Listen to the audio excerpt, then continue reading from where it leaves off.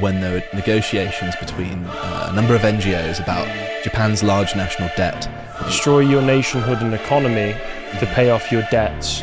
And you'd think that these large, well-funded institutions would know that. So it seems a little bit more insidious than that, doesn't it? Very interesting that a lot of the pro-refugee or immigration messaging coming from people, whenever they're holding placards or signs, is written in English. Sort of indicates something, doesn't it? That you will be in the same position that we are in now, except 20 years from now. You'll be in the same position that American cities are right now, in 50 years or so. You want to keep a hold of your culture, you want to keep a hold of your history, you do not want to be told that the Japanese don't really exist because you need to open your doors to everybody. It's a disastrous statistic. This is a terrible statistic, right? A big mistake.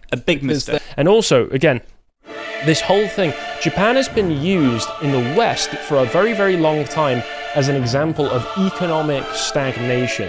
You have to stay on this, and you have to stay on it hard, because they will be looking for every excuse to slip more and more immigrants just in through the back door, and they won't be open about it. はい、今回もおなじみ、イギリスの保守系ポッドキャスト番組、ロータス・イーターズのメンバー、ジョシュ・フェルム、ハリー・ロビンソン、ルカ・ジョンソンの3人が日本の移民問題について語っているトークの模様をお届けします。過去一のヤバい内容になっていますので、ぜひ最後までご覧ください。それでは早速どうぞ。Well, so we're going to talk about Japan because there's actually good news to come out of Japan. So we'll end on a good news segment, shall we? But really, a lot of this is actually also relevant to the previous segments that we've had because, my goodness, if there was ever a warning to Japan for the society they don't want to fall into, it's what you've obviously presented previously here today. But as you can see here, so you have the Prime Minister, or former Prime Minister, I should say, to cut to the chase, Shigeru Ishiba, and he's just announced that he's going to resign just the other day.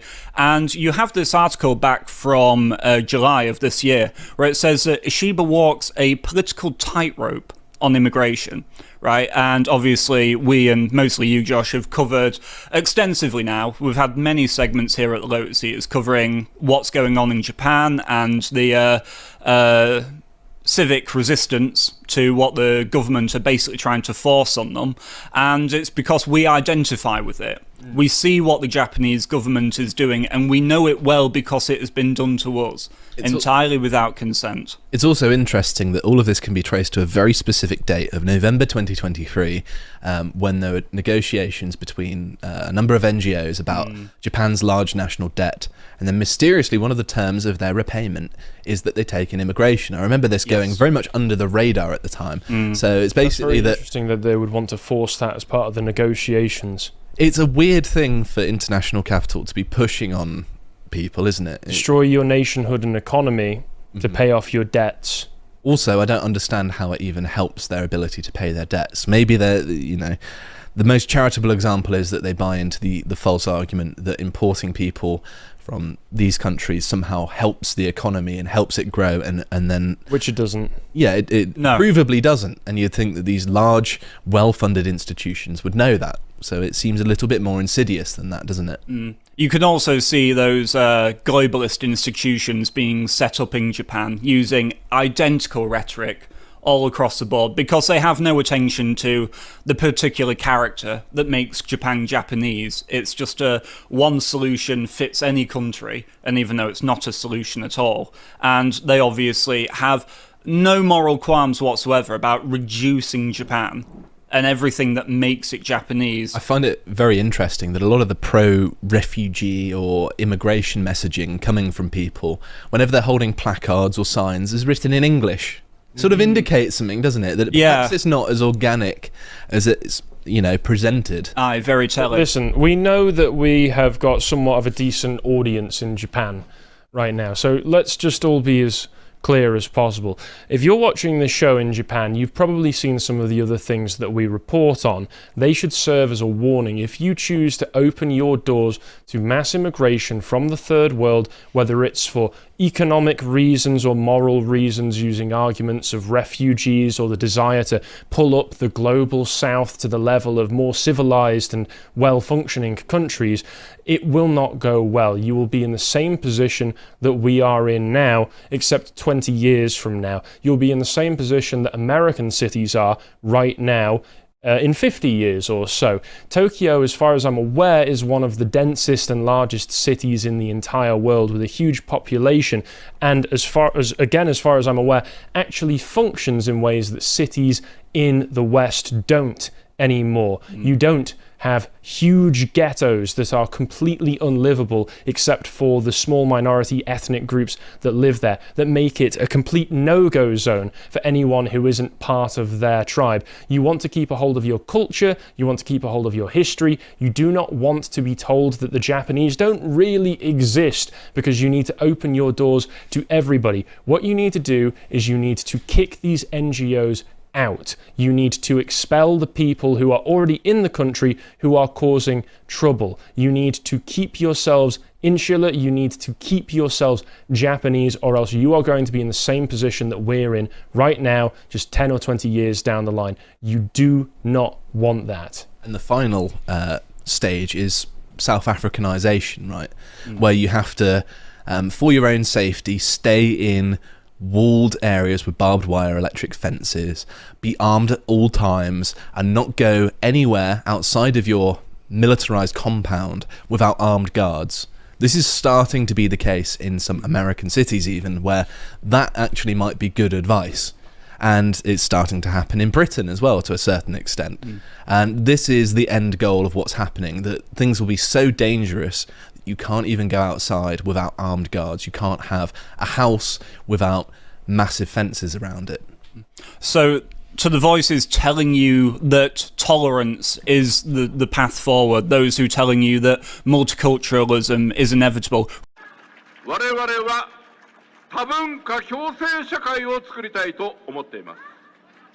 repudiate these people entirely, because they don't have your best interests at heart. Do not give them an inch, because they are lying to hurt you.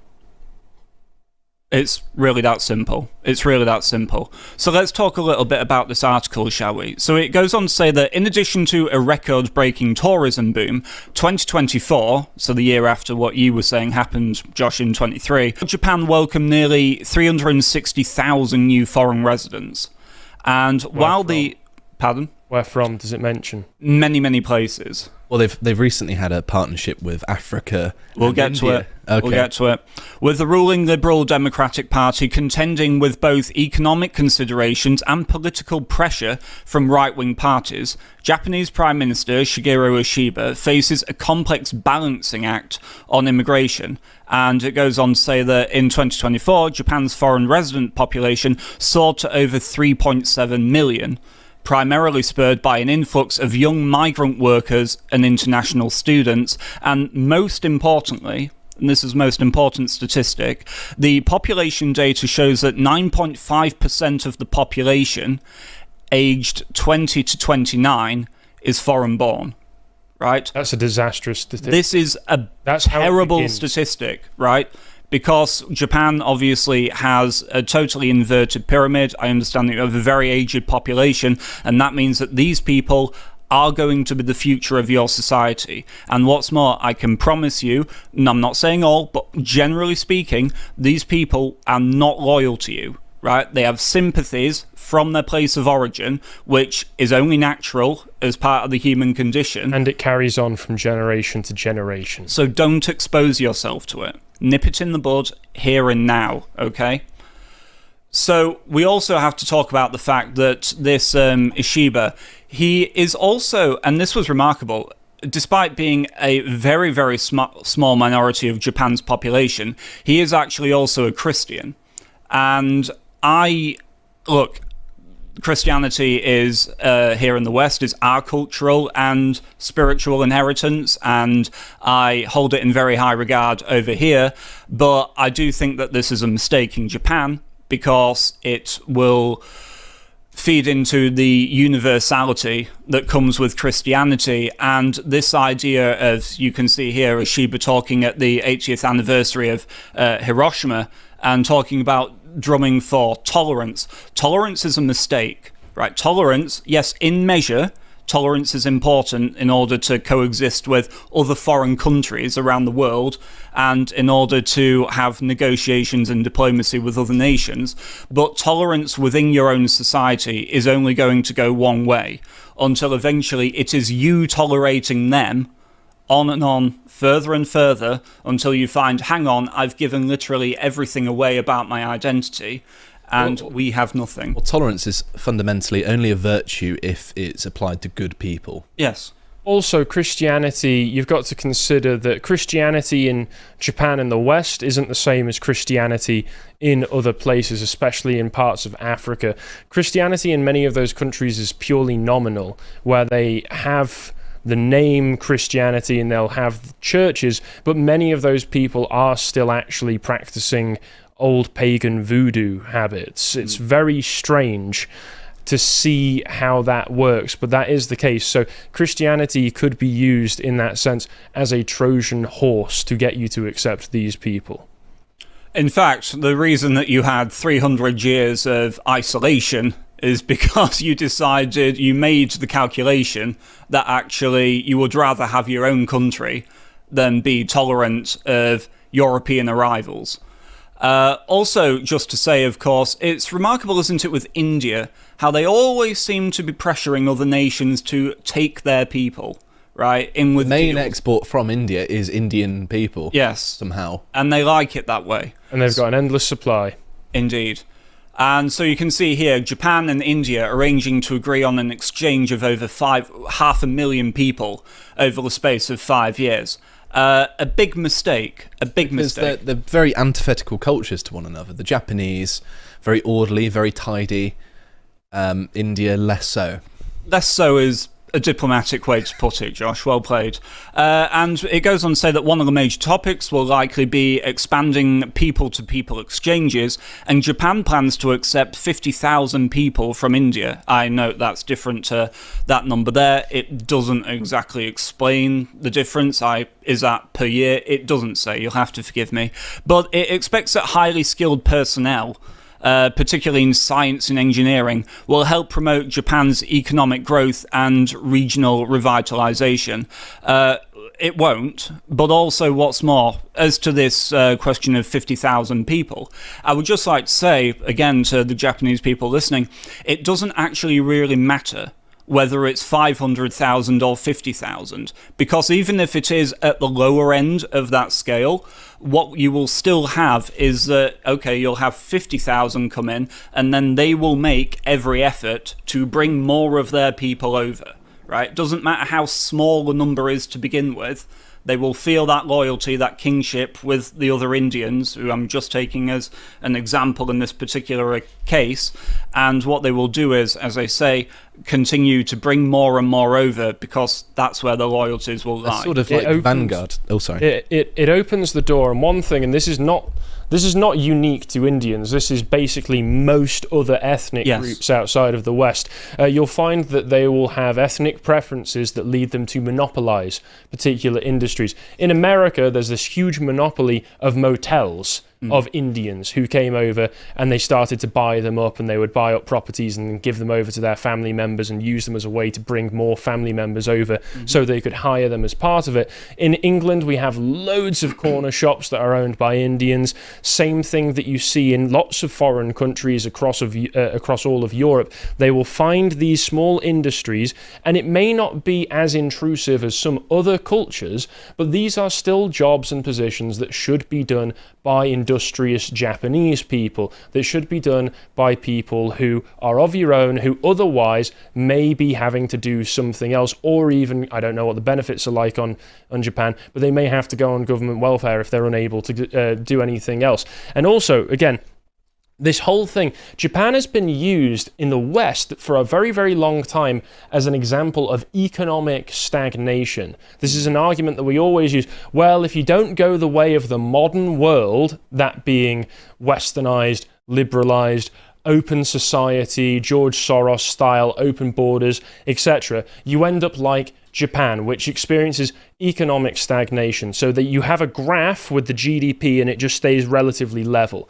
This being done in chasing economic growth, an infinite idea of endless economic growth, is again a Trojan horse. It is a poisoned chalice. If you try this, I'm sure many economists will rejoice, but on the ground conditions will deteriorate, and they deteriorate far more quickly than you ever expect them to. Quality of life will go down. The conditions of your cities will go down, but the government will find every excuse of economic means to justify it, even if you find that you're paying twice what you used to for everything. Indeed. And so you have here, do you want to live in Japan forever? Tokyo is offering Indians residency option for less than 5,000 rupees, I assume that means. And so, again, we have this thing where if these people go over 50,000, they stay there for 10 years, and then they work through the loopholes, and especially, as I say, if these people are allowed to stay there, people in Japan who are listening, they will create the NGOs, they will create the legal courts in order to basically help people with this sort of thing, help them move over, help things. Yes, you were going to say, Josh? I was just going to point out that 5,000 rupees is just 41.92 pounds. So that's what, about $50, $60 US dollars? Bargain. Like Samson's shaking his head. It's not fair. No, well, I quite agree. Anyway, so all of this news, and you can tell that things, even though, again, for many people in Japan, the situation on the ground in many places will not seem like it shifted radically at this point, right? You've not got any Birmingham-style situations in Japan just yet. They do have a problem with the Kurds as far as they do, and there's only 3,000 of them. Yeah. And they've still got a major problem with them in Tokyo. But as you can see here, Osaka protests are just the start of Japan's immigration backlash. And it goes on to talk about as well the fact that, look, unlike here in the West, you know, in Britain and especially France, right, where it's kind of just in our nature to protest, right? There's always a protest going on somewhere about something. This is not really within the Japanese character, right? It really takes something to spark getting many, many people out on the street in unity to protest a situation. And so the fact that Japanese people are coming out in the streets and rallying against this shows even more so the level of genuine anger about this policy that is being pursued by the Liberal Democrat Party.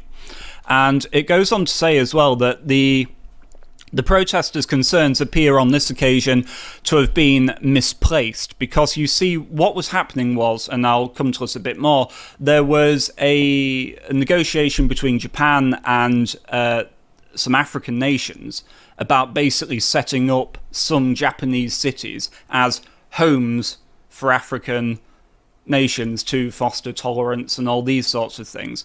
And terrible idea. A terrible idea. And the Nigerian government seemed to put this out as something that had been agreed upon.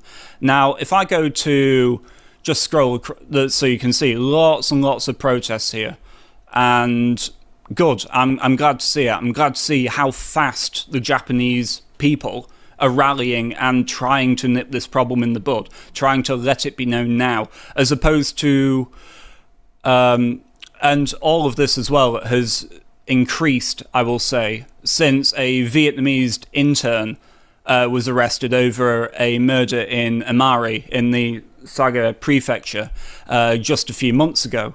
But this here had a lot to do with the reason that this message was being promoted about these African cities in Japan. Unfortunately, we can see Chong here, who I'm not really interested in reporting on, but you can see Elon, where he says, look, if this continues, there will be no Japan. Just some islands where Japanese people used to live. A country is its people, not its land. So I'm glad to see Elon leaning into the correct both morally and factually correct ethno-nationalist rhetoric in this case, especially for a country like Japan, and moving away seemingly from his more sports team philosophy. That's the interesting thing here. This is a complete contradiction from what he was saying at the end of last year, where he was putting America as a place that needed more people, specifically from Indian populations, through the H-1B visa scheme. Has he just entirely gone back on that, or is it just that he views America that differently to these more old world countries? I think after what we've seen from Elon in these past few months, we will basically just have to sit and wait until he comes back to discussing this sort of thing with the particular of America. Yeah. We don't know how much his opinion has shifted, but we see what he says about England and Europe and those, yes. I'd like to think that because he posts so frequently and, you know, he has lots of obligations, that he almost certainly has someone helping him with his account. But that could not be true. It could just be that he's got a blind spot for America. Yeah. And he says, and so this is what was going around, right? This idea that Prime Minister Ishiba wants to import millions of Africans and Kurds to make Japan more tolerant, citing his Christian faith. Now, I will tell you, I looked for a long time this morning to find the truth of this, to find a source for this statement. I cannot find it, right? It seems to be a mishmash of lots of different things put together. Yes, I can find Ishiba talking about the virtue of tolerance. アフリカの皆さんと共に笑い、共に泣き、共に汗をかきながら、アフリカが直面する課題の解決に一つ一つ取り組んでまいります。Yes, I can find, as I presented, examples of him bringing in more Indians and having negotiations with Africans. I cannot find this exact statement. It may well be, I can't speak Japanese unfortunately, and go through all of his speeches, but to some extent it kind of doesn't matter whether he said it or not, for two reasons. One, this thing is being amplified a great deal now, and this has been going around Twitter a lot, and so whether he said it or not, this has become the narrative around him. And second of all, even if he didn't say this explicit thing, it isn't exactly in contradiction with the trajectory that the Japanese government have been pushing in anyway. Well, the fact of the matter is that when you open the door slightly, it will be swung open. Right. So whether or not he has said this explicitly, if you carry on down the path that you're on, this will be the result. Absolutely. And so we have here the Japanese Prime Minister announcing his resignation. Now, I'm not going to say that because there were a few protests that the Prime Minister decided to resign. In fact, I can't really find any evidence that this was uniquely linked to the immigration issue whatsoever. And I just want to be truthful about that. I don't want to present some narrative that sounds glorious but is in fact fictitious. I'd just rather be honest. But what we do seem to have here is the fact that his own party was basically going to push for a vote of confidence, basically, in him, and it was looking very unlikely that he was going to pass it. And so rather than fracture his own party, he's basically decided that he'll resign and he'll let them... because his party, the Liberal Democrat Party, is clinging on with every general election with fewer and fewer seats, and especially when you have the Sansito Party that has been the far-right party in Japan that has, although has made small gains, they are swift and meaningful. It's been very rapid. It's been extremely rapid. What was it, 2020, 2021? Indeed, so in like 5 years, and now they have... It's not even that much, it might be 2022. So things are moving very, very quickly. Very, very quickly. And so even though he cites reasons of the trade agreement between Japan and America, and now that that's all been tied up, he feels that he can step aside in order to save his party. I would just say to Japanese people listening, try and keep the pressure up on the immigration issue. Do continue to protest, and do continue to remind your government that this issue is one of the most important in the long-term survival of your nation, right? Because this is a very, very long-term issue. You have to stay on this, and you have to stay on it hard, because they will be looking for every excuse to slip more and more immigrants just in through the back door, and they won't be open about it because they already know you hate it. They already know your answer, and that's why they'll do it in secrecy. So continue to be active, continue to be vocal, and hopefully push in whatever way you can. As someone who's not an expert on how you do things in political parties in Japan, but try and push to have a prime minister who is sympathetic to your concerns on the question of immigration.